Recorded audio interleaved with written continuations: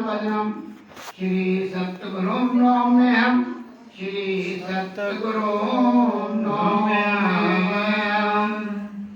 बंदों चरण सरोज गुरु मुद मंगलाकार जय सिरुत नर होते हैं भव सागर से पार भव सागर से पार।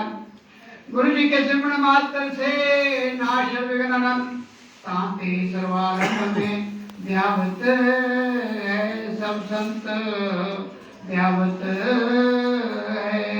सब संत।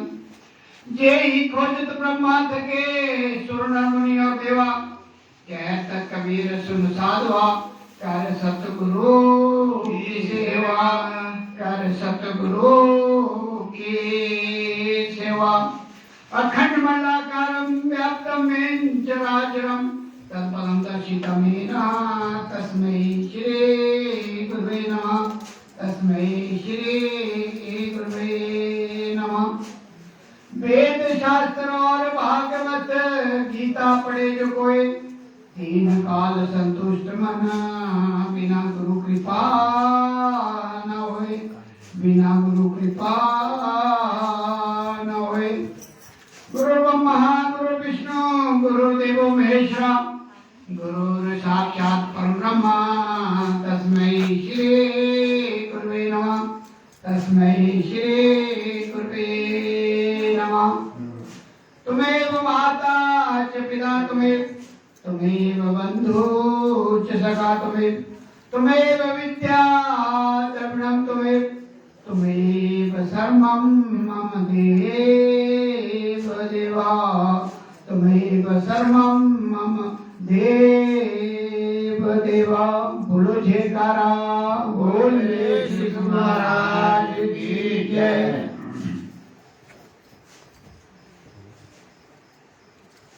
परमादरणीय जगत वंदनीय अद्वैत मत के संस्थापक दादा गुरु श्री परमहंस दयाल जी महाराज के चरणों में मेरा साष्टांग दंडवत कोटि कोटि प्रणाम। नंगली निवासी सतगुरु भगवान जी के चरणों में मेरा साष्टांग दंडवत कोटि कोटि प्रणाम। अम्बाला वाले सतगुरु महाराज जी के चरणों में मेरा साष्टांग दंडवत कोटि कोटि प्रणाम। हमारे बीच हमारे गुरुओं के गुरु आदरणीय मास्टर जी के चरणों में मेरा जय दंडवत प्रणाम। हमारे यहाँ के जो मुखिया जिन्होंने अपने पूरे परिश्रम से सपनों वाले महात्मा जी जो दिन रात शरीर की परवाह नहीं कर मन धन की परवाह नहीं करते हुए आप सभी को जागृत कर रहे हैं और दूर दूर जाकर सभी जीवों का कल्याण कर रहे हैं। इनके चरणों में मेरा साष्टांग दंडवत कोटि कोटि प्रणाम। हमारे बीच में बहुत से महापुरुष लोग आए हुए हैं। अपने महात्मा शेर सिंह जी लच्छी जी अभी सोर सिंह जी को सुना, हमारे लोखर वाले भाई शंकर जी मेरे साथ आए हुए बहुत से जो सभी महात्मा ही हैं संत हैं। अभी आपने इनको श्रवण किया। हमारे बीच में बहुत सी माताएं बहनें आई हैं। आज सभी को मेरा प्रणाम और प्यार भरा जय सच्चिदानंद जी। हमारे बीच में जो यहाँ के मुखिया जिन्होंने इस आश्रम के लिए काफ़ी कुर्बानी दी है, बुजुर्ग जी बैठे हैं काफ़ी देर से हमारे बीच में। तो बहुत से महापुरुष हैं, अब कुछ तो मैं नाम जानता हूँ कुछ नहीं। जितने भी यहाँ बैठे हैं छोटे बड़े बुजुर्ग माताएं बहनें बच्चे और बच्चियाँ जो भी काफ़ी सेवा में लगी हुई थी, बिट्टू भाई जी बहुत से हैं, तो सभी को मेरा प्रणाम और प्यार भरा जय सच्चिदानंद।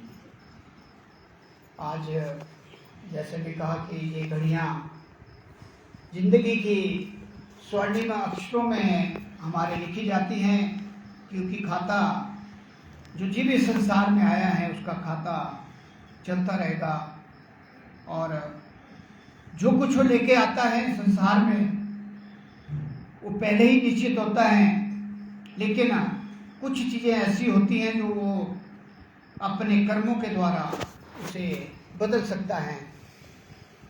तो ये घड़ियाँ जो हमारी सत्संग में सत्य जिस सत्ता से हम आए हुए, जिस निजधाम से हम आए हुए हैं, जिसका नाम निजधाम है, परम सत्ता सत्पुरुष का जो लोक है उसके साथ अपनी तार को जोड़ना सत्संग कहा जाता है। जो नाचना गाना चलता है ये सत्संग नहीं होता, ये केवल इंटरटेनमेंट होता है, मन का बहलाना, मन का इंटरटेनमेंट होता है। और जो सत्य, जो इसमें आप बैठे हैं, जैसे अभी सारे शून्य पे बैठे हैं, जिनका ध्यान होगा वो शून्य पे हैं, और जो श्रवण कर रहा है ध्यान से, उसकी तार सीधी गुरु महाराज जी के चरणों में जुड़ी हुई है। क्योंकि इसी स्थान पर 68 तीर्थ बैठे हैं, सारे देवी देवता, 33 करोड़ देवी देवता, जितने भी संसार के छोटे मोटे जितने भी हैं, ये क्योंकि इस दरबार को सबसे बड़ा दरबार कहा गया है, वो सभी इसमें विराजमान हैं। और गुरु महाराज तो साक्षात रूप में है ही है। क्योंकि अगर आपने श्रवण किया होगा, जब हमारे नंगली निवासी सतगुरु भगवान जी ने समाधि ली थी, तो उसमें लेख आता है कि जब तक सूर्य या चांद इस संसार में रहेगा, तब तक जन्म जन्मांतरों तक मैं यहाँ साकार रूप में विराजमान रहूंगा। बोलो जयकारा, बोलो मेरे जी महाराज की जय। तो इसको जो लोग ये समझते हैं कि तो केवल एक फोटो देखने की है, वो बड़ी गलती करते हैं। क्योंकि साकार और निराकार में बहुत अंतर है। निराकार को पाना आसान नहीं है। जैसे आपने राष्ट्रपति को मिलना है, आप डायरेक्ट नहीं जा सकते, कितनी कोशिश कर लें, वहाँ बहुत पहरा होता है, आप नहीं मिल सकते। तो इसलिए साकार का होना अति आवश्यक है।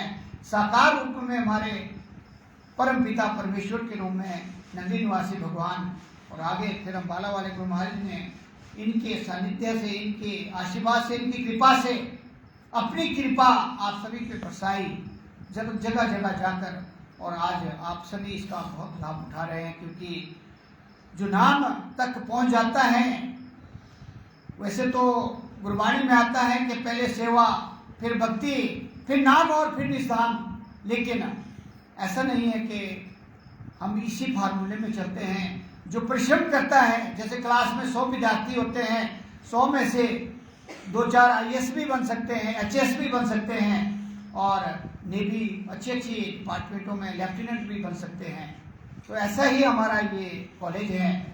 जो परिश्रम करेगा, एक घड़ी आदि आदि से बुनियाद, तुलसी संगत साध की कटे कोटि अपराध। क्या बात है कि जब नाम तक आप पहुंच गए, जब आप दीक्षित हो गए, गुरु महाराज की चरण शरण में चले गए, तो 24 मिनट की एक घड़ी और 12 मिनट की आधी, और आधी से बुनियाद 6 मिनट की। अब आप जो नाम का अभ्यास करते हैं, मेरे ख्याल यहाँ मैक्सिमम नाम वाले ही होंगे, मनमुखी तो शायद नहीं होंगे। जो नाम का अभ्यास करते हैं, 6 सेकंड का प्रोसेस है। जब सांस ऊपर जाती है, 6 सेकंड आना और जाना है। अगर आप ध्यान से करते हैं, थोड़ा बहुत आगे पीछे हो सकता है, लेकिन मिनिमम जो है 6 सेकंड्स है। जब हम सांस ऊपर को लेते हैं, तो हमारे शरीर के कितने 3.5 करोड़ रोम खुल जाते हैं। इस बात को ध्यान देना। लेकिन तब खुलते हैं जब आप दुनियादारी से बाहर होंगे, बिल्कुल एक जगह, एक बिंदु पे अडिग होंगे। ऐसे नहीं कि मैंने बहुत से बीच में देखा है कि जाप तो कर रहे हैं, लेकिन पता कुछ नहीं है कि कहाँ घूम रहे हैं। अमेरिका घूम रहे, कि यहाँ दुर्गापुर में घूम रहे, या निवासन घूम रहे हैं। ये जो फायदा कब मिलता है, जब हम बिल्कुल कंसंट्रेट 0 पे आ जाते हैं।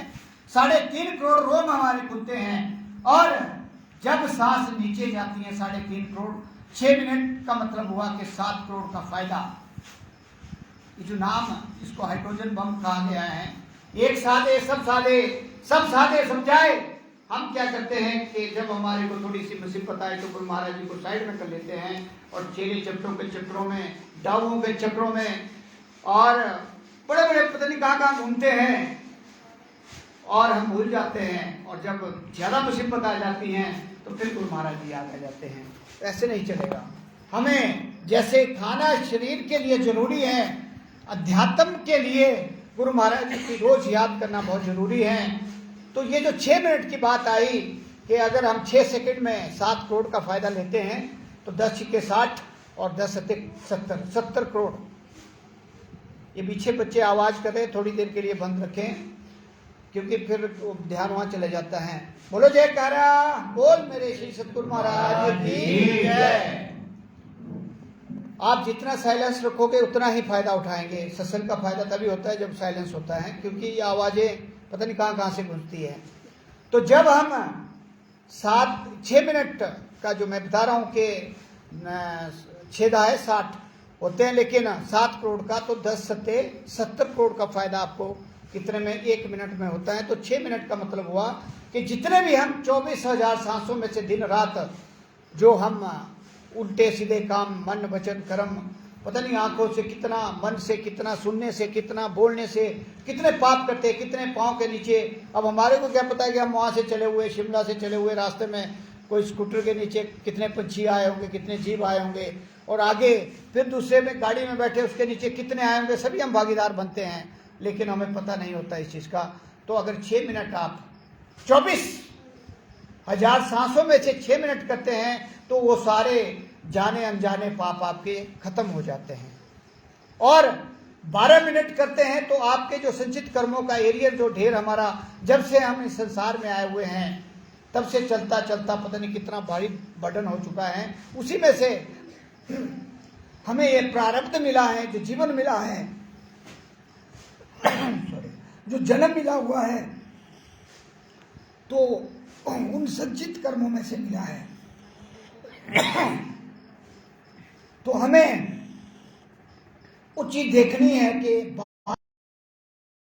करेंगे तो वो हमारा एरियर धीरे धीरे आगे बढ़ता जाएगा। अंदर की शुद्धता उस नाम के जरिए हमारी होती जाएगी। और 24 मिनट करेंगे तो उसे डबल का फायदा आप को, मैंने जो फिगर दी उसका आप अगर गुना करेंगे तो आपके पास कोई फिगर नहीं होगी। जो चिंगारी है वो खत्म कर देती है। उसी तरह नाम जब 24 मिनट आप जपेंगे तो आप आइडिया लगाओ कि कितने संचित कर्मों का जो हमारा अंदर बना हुआ है वो धीरे धीरे धीरे सफाई की तरफ चलेगा।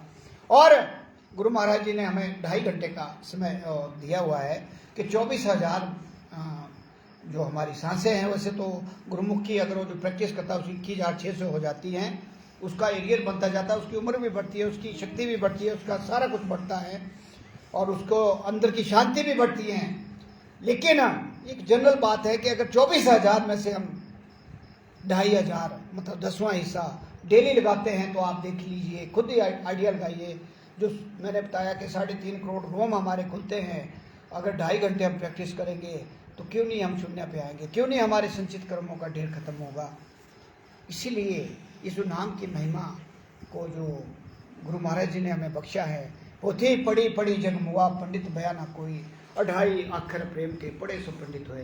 ये 2.5 अक्षर का इम्पोर्टेंस समझना है। ये नहीं है कि एक कान से सुना और फिर वहाँ के वहीं बोला कुछ, किया कुछ। एक तो सबसे बड़ी बात है कि हमारे मन की शुद्धता बहुत जरूरी है अगर हमने इस मार्ग में आगे बढ़ना है। हमने देखा है कि कथनी और करनी में बड़ा फर्क होता है, वो नहीं होना चाहिए, क्योंकि जब हम सत्संग में बैठते हैं हमारा वैसे ही शुद्धता आनी चाहिए और अपने आप को हमें जानना चाहिए कि हम क्या कर रहे हैं। क्योंकि अगर हम अंदर और बाहर द्वैत रूप में रहे तो हमारे कोई फायदा नहीं होगा जो हम कर रहे हैं, और साथ में उल्टा उसका बर्डन बढ़ता जाएगा। और आगे जो है फिर वो बर्छे वाले खड़े हैं 84 लाख योनियों के लिए, फिर क्या क्या होता है वो आपको अभी लॉकर वाले महात्मा जी बताएंगे।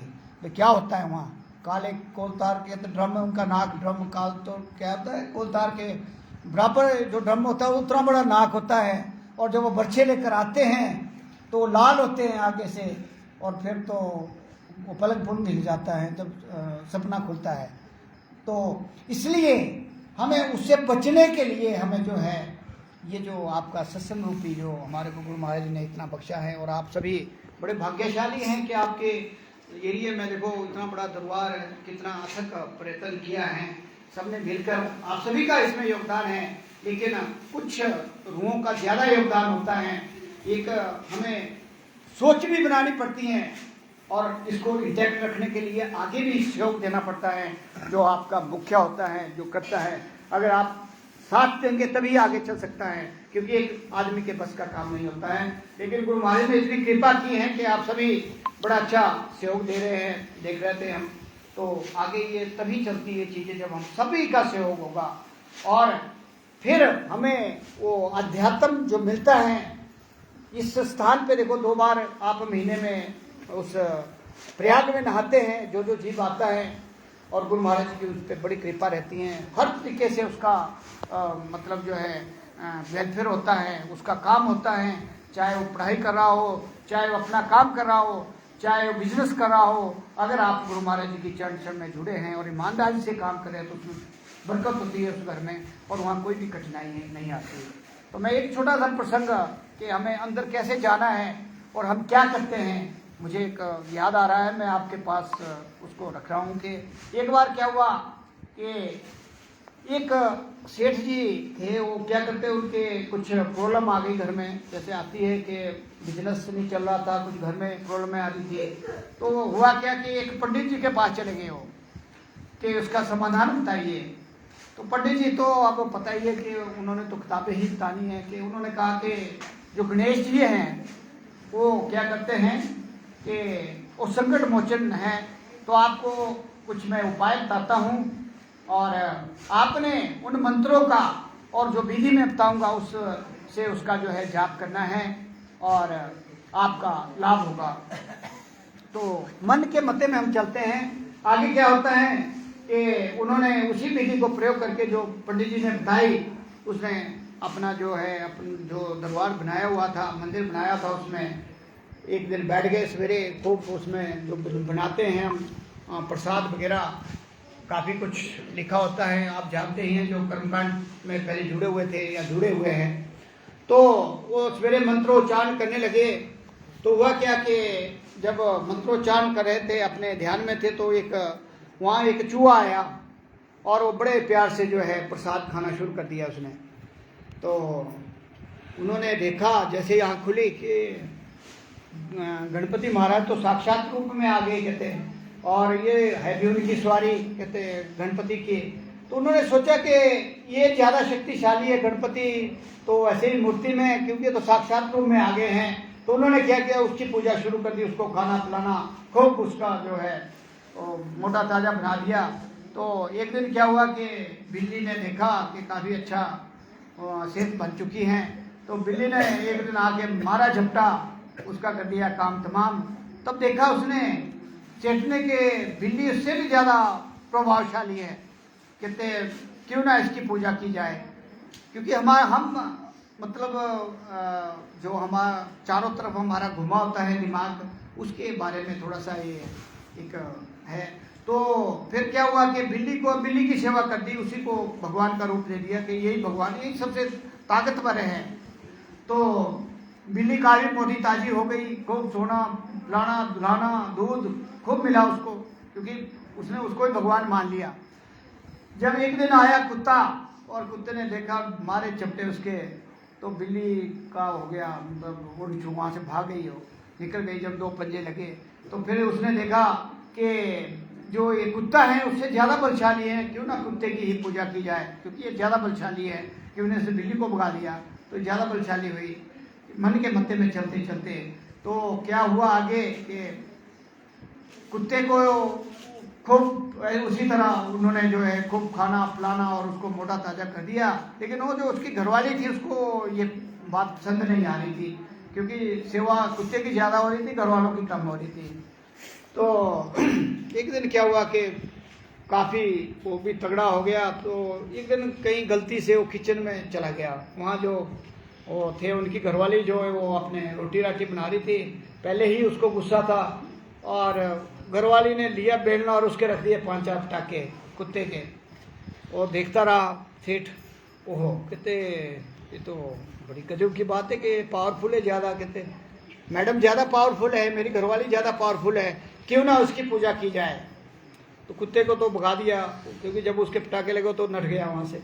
तो उन्होंने सेठ जी ने अपने घरवाली की पूजा शुरू कर दी, खूब काजू बादाम लेना देना, खूब सेवा पानी, मालिश पालिश।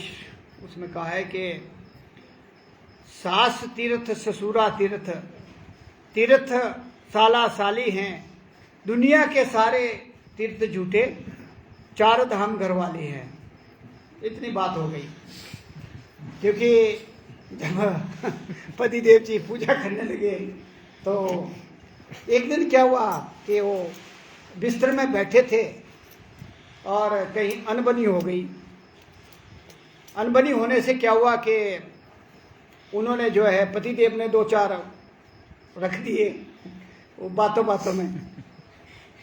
फिर जब उसको ये पता लगा, ज्ञान हो गया उसको कि मैं तो इन सबसे ज़्यादा शक्तिशाली हूँ, उनको पता लगा कि मैं तो ऐसे फंसा हुआ था, कभी गणपति में, कभी बिल्ली में, कभी कुत्ते में, कभी घरवाली में। फिर जब उसको ये ज्ञान हुआ कि शक्ति तो मेरे अंदर है और मैं बाहर ढूंढ रहा हूँ, तो उसने क्या किया कि सवेरे 4 बजे उठ के अपना जो है अभ्यास शुरू कर दिया।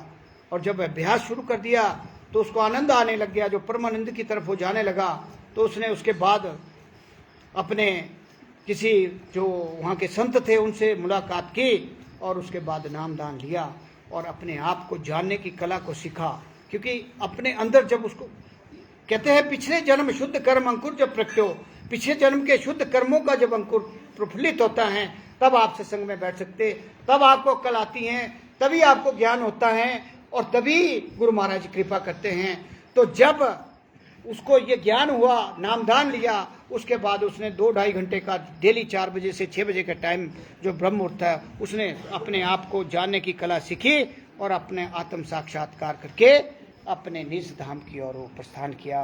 तो इसी तरह अगर हम इधर उधर की जो हम हाँपते हैं, कभी यहाँ भाग रहे कभी वहाँ भाग रहे, इन चीज़ों को छोड़कर जो आपको नाम रूपी हीरा मिला है उसका अभ्यास करते हुए अंदर की तरफ जाएंगे, अपने आप को जानने की कला सीखेंगे, अपने आत्म साक्षात करने की कोशिश करेंगे तो आपका कल्याण निश्चित है। वरना तो फिर तब 12 करोड़ अभी बता रहे थे, 12 करोड़ 40 लाख वर्ष के बाद ये आपको मनुष्य देह मिलता है। दुर्लभ शरीर है तो इसको पाने के लिए हमें बहुत स्ट्रगल करना पड़ता है। मैं एक बार बताया था कि एक पिस्सू की योनि में, एक वैसे 5 बताई थी, पिस्सू की योनि में क्या हुआ कि उसको जैसे खा रहा था ना वो, तो उसको मचरूंड दिया, वो रह गया बेचारा जिंदा। पता नहीं कितने वर्षों तक उसी स्थिति में रहना पड़ा, ना मौत ना जिंदगी। पता नहीं कितने कष्ट हमारे को 1 जून में भुगतने पड़ते हैं। 3.5 करोड़ योनियां हमारी सांप की हैं।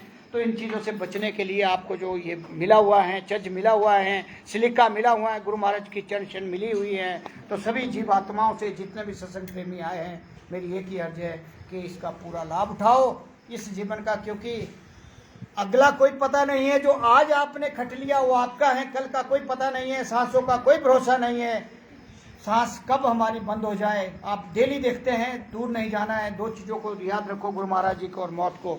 अगर जो याद रखेगा वो आबाद रहेगा, जो भूल जाएगा उसके लिए फिर बैठा हुआ। मैंने बता दिया कि बहुत आगे बहुत दशा होने वाली है।